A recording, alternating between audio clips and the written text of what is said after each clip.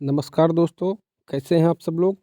तो आज दोस्तों जो भी एस्टेट का भी हाल ही में फॉर्म निकला हुआ है, जिसकी अंतिम तिथि 2 तारीख है, उसका जो पाठ्यक्रम है उसके बारे में हम आज विस्तृत चर्चा करेंगे। हिंदी विषय का जो एस्टेट का पेपर 2 है उच्च माध्यमिक का, कि उसके लिए हमें कैसे तैयारी करना चाहिए, क्या क्या पढ़ना चाहिए, जिससे हमारा अच्छे नंबरों से एस्टेट हमारा क्लियर हो जाए, ताकि हम जो बीपीएससी का भी पीजीटी का फॉर्म आएगा उसको हम अगस्त में, जिसको आना है उसको हम फिल कर सकें।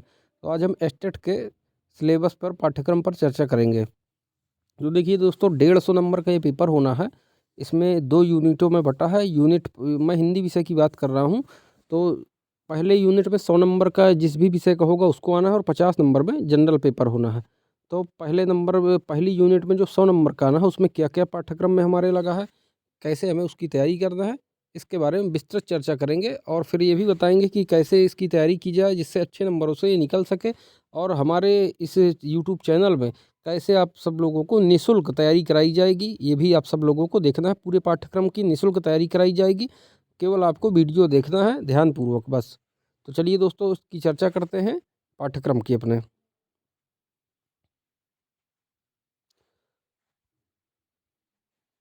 तो देखिए दोस्तों, इसमें क्या कहते हैं, सबसे पहले तो लगा हुआ है हिंदी साहित्य का काल विभाजन।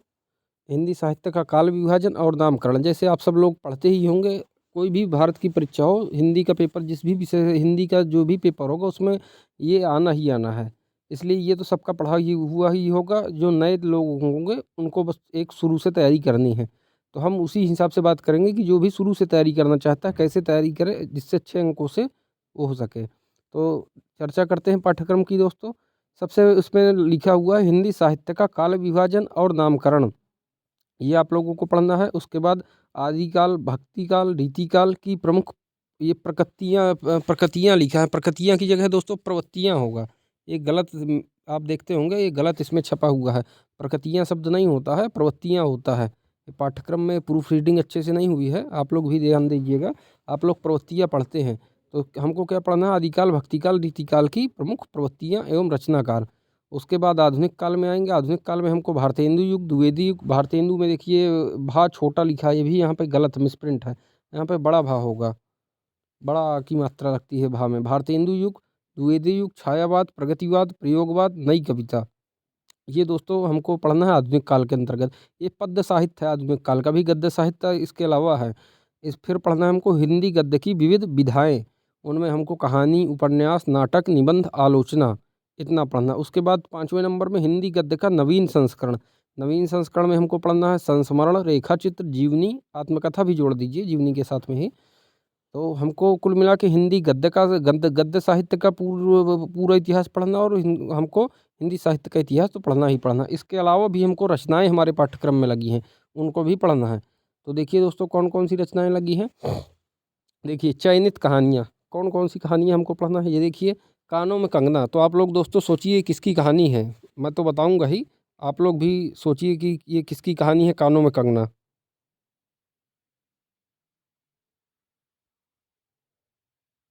एक मिनट दोस्तों, थोड़ा पेन अपना वो कर लें, फिर लिखते भी जाएं ताकि।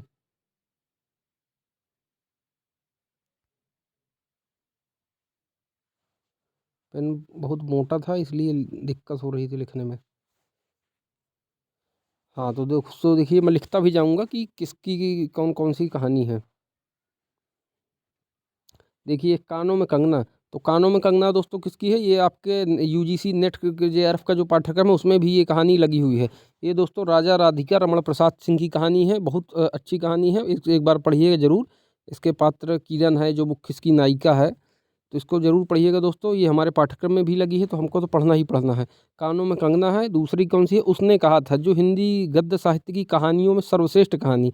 आप सब लोगों को ये इतनी इतनी फेमस कहानी है कि ऐसा नहीं है कि आपने इस कहानी को कहीं ना कहीं पढ़ा ही ना हो, जरूर से जरूर पढ़ा होगा। उसने कहा था, तो ये किसकी कहानी है, चंद्रधर शर्मा गुलेरी जी की। आप सब लोगों को याद भी आ रहा होगा।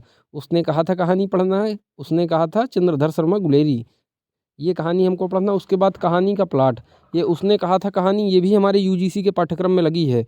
यूजीसी नेट के जेआरएफ के पाठ्यक्रम में हमारी कानों में कंगना भी लगी है। कानों में कंगना भी लगी है, उसने कहा था भी लगी है। ये आपको कहानी का प्लाट, कहानी का प्लॉट आप लोगों के लिए हो सकता है नई हो कहानी, लेकिन आप लोगों ने पढ़ा होगा इसको, बिहार बोर्ड के अंतर्गत पढ़ा होगा। बिहार बोर्ड में जो गोधूली चलती है कक्षा 9 और 10 में, और 11-12 में दिंगत चलती है। तो कक्षा 9-10 में गोधूली भाग एक में ये कहानी लगी हुई है। कहानी का प्लॉट किसकी कहानी है? ये दोस्तों शिवपूजन सहाय की कहानी है। किसकी है? शिवपूजन सहाय की।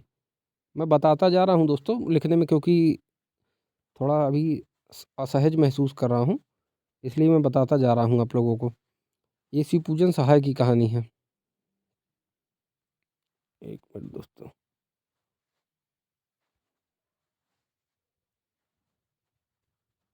मैं भी लिखे भी दे रहा हूँ आप सब लोगों के लिए, शॉर्ट में लिख रहा हूँ, जिससे आप सब लोग तैयार देखेंगे जब इस वीडियो को, तो आप लोगों को आसानी होगी।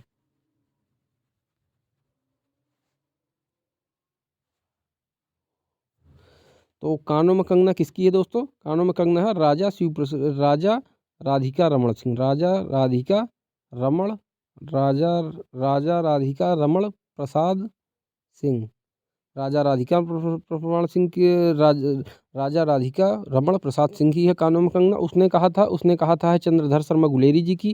कहानी का प्लाट शिवपूजन सहाय जी की। पूस की रात आप लोगों ने पढ़ा ही होगा, इतनी फेमस कहानी है प्रेमचंद्र जी की। पंचलाइट दोस्तों कहानी है, क्या कहते हैं, फणीश्वर नाथ रेणु जी की। ये रेणु जी की कहानी है, बहुत ही आपके बिहार के महान लेखक हैं फणीश्वर नाथ रेणु जी, पूर्णिया जिला के, आप लोगों को मालूम ही होगा, फॉरबिसगंज पूर्णिया जिला। तो ये पंचलाइट कहानी है फणीश्वर नाथ रेणु जी की। और चीफ की दावत मिस्टर सामनाथ वाली, आप लोगों ने ज़रूर से ज़रूर अपने एमए के पाठ्यक्रम में इसको पढ़ा होगा। चीफ की दावत, ये कहानी बहुत ही अच्छी कहानी है। चीफ की दावत, कैसे चीफ का स्वागत करते हैं मिस्टर सामनाथ जी उनके घर में, आप लोगों ने कहानी पढ़ी होगी। ये कहानी भीष्म सहायनी जी की है। किसकी है? भीष्म सहायनी जी की। तो ये आप लोगों के 1 2 3 4 5 6 कहानियाँ आप लोगों के पाठ्यक्रम में लगी हुई हैं। तो इन 6 कहानियों को हमको पढ़ना है। एक बार फिर देख लीजिए किसकी कौन सी कहानी है। कानों में कंगना राजा राधिका रमण प्रसाद सिंह की है। उसने कहा था चंद्रधर शर्मा गुलेरी जी की है। कहानी का प्लाट शिवपूजन सहाय की है। ये आपके गोधूली भाग 1 में भी जो बिहार बोर्ड में चलती है SCRT की बुक, वहाँ पे भी ये लगी है, कक्षा 9 के पाठ्यक्रम में लगी है। कहानी का प्लाट शिवपूजन सहाय जी की। आप लोग जब कहानी पढ़ेंगे, बहुत ही मज़ेदार कहानी है कि कैसे, देखिए, एक लड़की को बाद में, क्या कहते हैं, पैसों के अभाव में एक बूढ़े के साथ में उसको शादी करना पड़ता है, बाद में विधवा भी हो जाती है। बहुत ही अच्छी कहानी है ये, कहानी का प्लाट। उसके बाद पूस की रात, ये क्या कहते हैं, प्रेमचंद जी की कहानी है। उसके बाद ये पंचलाइट फणीश्वर नाथ रेणु जी की। चीफ की दावत भीष्म सहायनी जी की। इतनी कहानियाँ आप लोगों के पाठ्यक्रम में लगी हुई हैं। अब हमको पढ़ना है उपन्यास कहानियों के बाद में। तो उपन्यास देख लीजिए कौन कौन से लगे हैं, आप लोगों को मालूम ही होगा। ये गोदान उपन्यास इतना फेमस उपन्यास है मुंशी प्रेमचंद जी का। और मुंशी प्रेमचंद जी नहीं, हिंदी साहित्य का सर्वश्रेष्ठ उपन्यास भी है गोदान।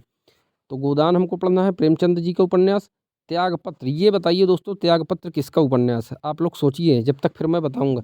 और ये मैला आंचल, तो मैला आंचल दोस्तों किसका है? आप लोगों को पता है कि फणीश्वर नाथ रेणु जी का ये हिंदी का पहला आंचलिक उपन्यास भी है मैला आंचल। तो मैला आंचल हमको उपन्यास पढ़ना है। और त्यागपत्र किसकी कहानी है? जैनेन्द्र की कहानी है। मैला आंचल रेणु जी की कहानी, रेणु जी का उपन्यास है। तो हमको 3 उपन्यास दोस्तों पढ़ना है। गोदान पढ़ना है, मुंशी प्रेमचंद जी का उपन्यास है। त्यागपत्र, ये जैनेन्द्र जी की है, जैनेन्द्र जी का उपन्यास है, इसको पढ़ना है। अब सोचिएगा आप लोग, वीडियो में कमेंट में ज़रूर जवाब दीजिएगा कि जैनेन्द्र जी का वास्तविक नाम क्या है। आप सब लोगों के लिए मैं छोड़े जा रहा हूँ एक जिज्ञासा के लिए, कि आप लोगों को मालूम ही होगा जैनेन्द्र जी का मूल नाम क्या है। ये जैनेन्द्र तो उनका मूल नाम दूसरा है। जैनेन्द्र कुमार तो चलता है हिंदी साहित्य में, लेकिन जैनेन्द्र कुमार के अलावा भी उनका एक मूल नाम है। जैसे प्रेमचंद्र जी का मूल नाम धनपत राय है, वैसे ही जैनेन्द्र कुमार जी का क्या नाम है, ये ज़रूर आप लोग हम कमेंट में जवाब दीजिएगा। मैलांचल फणीश्वर नाथ रेणु जी का है। ये उपन्यास हमको 3 पढ़ना है। इसके बाद हमको नाटक पढ़ना है दोस्तों।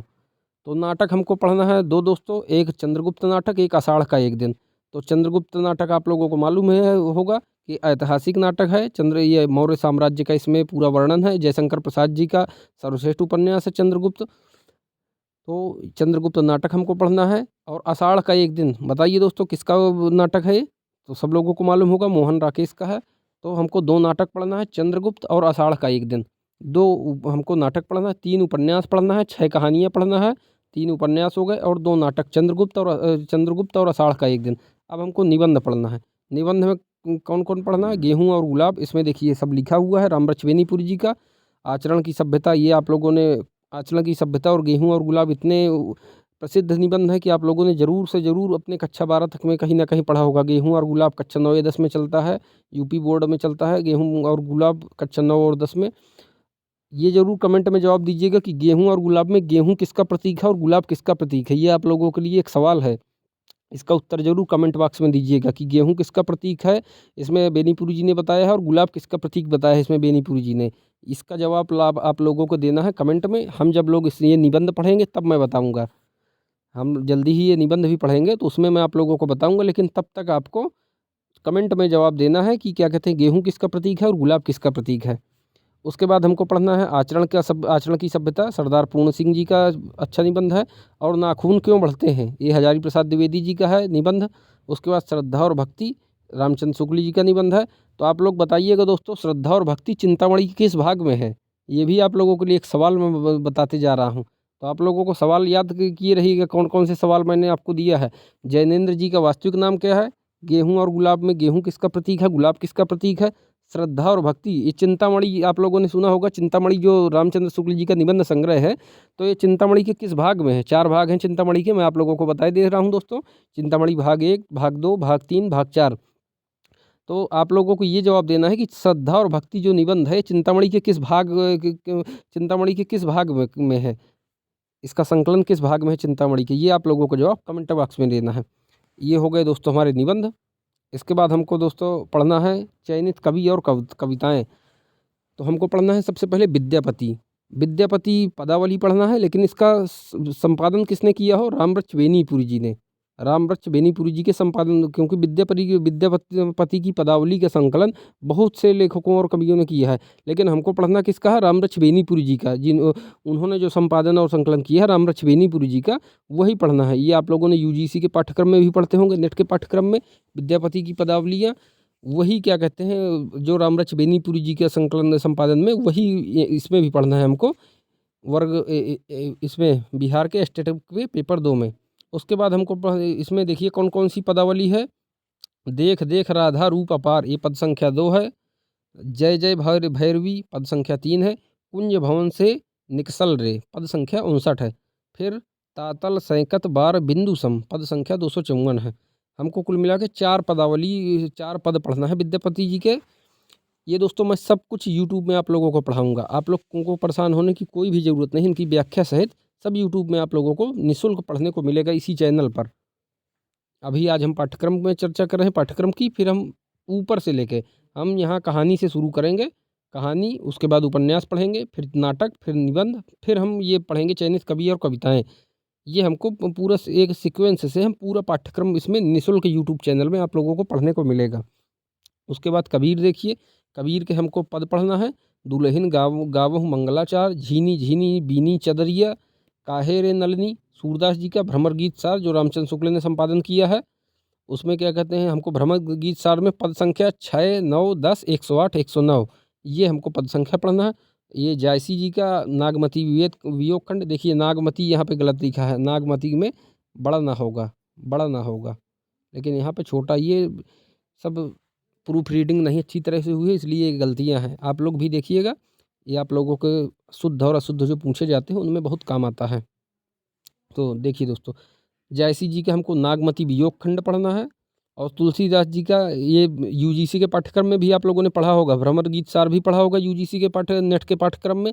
और नेट के पाठ्यक्रम में नागमती वियोग खंड भी लगा है जायसी जी का, ये नेट का सिलेबस में लगा है दोनों। तुलसीदास जी का रामचरितमानस में केवल हमको 7 कांड है, आप लोगों को पता होगा। उनमें केवल हमको जो दूसरा कांड है बाल कांड के बाद अयोध्या कांड, तो हमको केवल इसमें अयोध्या कांड पढ़ना है। उसके बाद मैथिली शरण गुप्त जी का दोनों ओर प्रेम पलता है, ये कविता पढ़ना है। आप लोग देखते होंगे कि इसमें भक्ति काल के बाद सीधे क्या कहते हैं रीतिकाल को छोड़ दिया गया है। रीतिकाल से किसी कवि की कोई रचना नहीं ली गई है। और आधुनिक काल में भी भारतेंदु युग को पूरा छोड़ दिया गया है, भारतेंदु युग के किसी कविता को इसमें नहीं लिया गया है। उसके बाद सीधे द्विवेदी युग के, क्योंकि मैथिली शरण गुप्त जी द्विवेदी युग के हैं, तो द्विवेदी युग को उसके बाद सीधे लिया गया है। आधुनिक युग में, आधुनिक काल में भी भारतेंदु युग को पूरा छोड़ दिया क्योंकि ये देखिए जो भी लगे हैं यहाँ पे रचनाएं, विद्यापति हो गए हमारे आदिकाल के, कबीर भी आदिकाल के हैं, सूरदास भी आदिकाल के हैं। नहीं, ये कबीर भक्ति काल के, विद्यापति हमारे विद्यापति हमारे आदिकाल के हो गए, कबीर हमारे भक्ति काल के हो गए निर्गुण शाखा के, सूरदास हमारे कृष्ण भक्ति शाखा के हो गए भक्ति काल में, जायसी हमारे हो गए प्रेम मार्गी के भक्ति काल में, तुलसीदास हमारे राम मार्गी को रामाश्रयी के हो गए, और मैथिली शरणगुप्त जो द्विवेदी युग में सीधे क्या कहते हैं रीतिकाल को पूरा छोड़ दिया गया, किसी कवि की कोई रचना नहीं लगी रीतिकाल के, और आधुनिक काल में भारतेंदु युग के किसी कवि की कोई रचना नहीं लगी है, सीधे मैथिली शरणगुप्त में आ गए पाठ्यक्रम में। मैथिली शरणगुप्त में की कविता जो द्विवेदी युग के हैं इसको पढ़ना है, दोनों ओर प्रेम पलता है, ये कविता पढ़ना है। फिर दिनकर जी की कविता है, दिनकर जी आपके ही बिहार के हैं, तो दिनकर जी की हिमालय कविता पढ़ना है। दिनकर जी भी आप लोगों को बताइए किस युग के हैं, छायावाद के समानांतर जो राष्ट्रवादी काव्यधारा चली उसके हैं, दिनकर जी प्रतिनिधि कवि हैं उसके। फिर सूर्यकांत त्रिपाठी निराला जी की छायावाद में पढ़ना है हमको, छायावाद में है निराला जी, छायावाद के 4 स्तंभों में है, प्रसाद पंत निराला महादेवी आप लोगों को मालूम होगा। तो सूर्यकांत त्रिपाठी जी की कविता हमको वह तोड़ती पत्थर आप लोगों ने पढ़ा होगा। जयशंकर प्रसाद जी की कविता लगी है तुमुल कोलाहल, और उसके बाद देखिए सीधे छायावाद के बाद प्रगतिवाद, प्रगतिवाद में केदारनाथ अग्रवाल आते हैं और नागार्जुन भी प्रगतिवादी में आते हैं। तो केदारनाथ अग्रवाल जी की मैंने उसको ये कविता पढ़ना है, नागार्जुन की शासन की बंदूक ये हमको पढ़ना है कविता। आरसी प्रसाद सिंह जो आपके बिहार के हैं, बताइए किस जिले के हैं बिहार के आरसी प्रसाद सिंह, ये आप लोगों को कमेंट में जवाब देना है कि बिहार के किस गांव के हैं, किस जिले के हैं आरसी प्रसाद सिंह। बिहार के अच्छे कवि हैं आरसी प्रसाद सिंह, एक आरसी प्रसाद सिंह एक गोपाल सिंह नेपाली, ये दोनों अच्छे कवि हैं बिहार के, आप लोगों ने पढ़ा भी होगा। लेकिन ये कमेंट में आपको जवाब भी देना है कि आरसी प्रसाद सिंह बिहार के किस जिले के हैं, इनका जन्म बिहार के किस जिले में हुआ। उसके बाद हमको जानकी वल्लभ शास्त्री जी, ये मेघगीत इनकी कविता हमको पढ़ना है, आरसी प्रसाद सिंह जी का जीवन का झरना। उसके बाद काव्य शास्त्र में हमको रस छंद अलंकार ये पढ़ना है।